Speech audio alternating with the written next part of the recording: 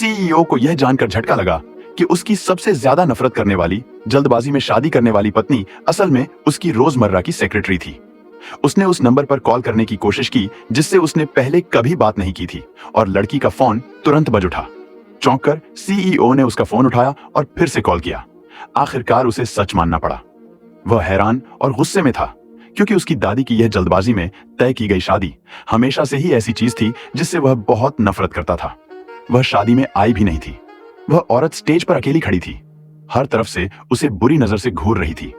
CEO ने जानबूझकर उसे बेइज्जत करने के लिए मेल मॉडल्स का एक ग्रुप भी हायर किया था और उसे सेरेमनी पूरी करने के लिए किसी एक को चुनने के लिए मजबूर किया था। फिर भी सीईओ उस लड़की को कभी ठीक से समझ नहीं पाया था।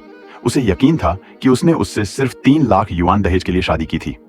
उसे क्या पता था कि लड़की असल में अपनी बहुत बीमार दादी की सर्जरी के लिए पैसे जुटाने के लिए ऐसा कर रही थी।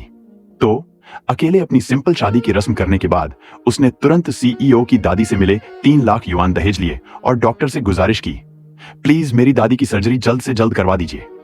लेकिन जैसे ही उसकी दादी की सर्जरी खत्म हुई, लड़की का फोन बजा। यह कंपनी से एक अर्जेंट कॉल था जिसमें कहा गया था कि नए बॉस को तुरंत काम देखना है और सभी एम्प्लॉय को हाजिर होना है। कोई चारा न होने पर लड़की कंपनी की तरफ दौड़ी, लेकिन किसने सोचा था कि रास्ते में वह शादी में मिले सीईओ को एक बूढ़ी औरत द्वारा ब्लैकमेल होते हुए देखेगी। लड़की को तुरंत अंदाजा हो गया कि कुछ गड़बड़ है।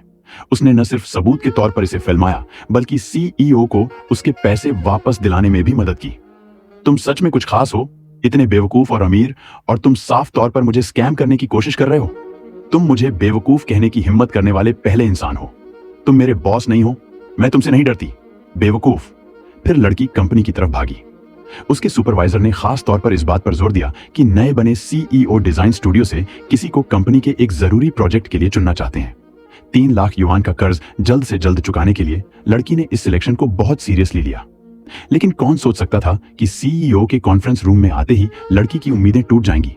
उसे यकीन नहीं हो रहा था कि जिस आदमी पर उसने अभी सड़क पर चिल्लाया था वह उसका नया बॉस है।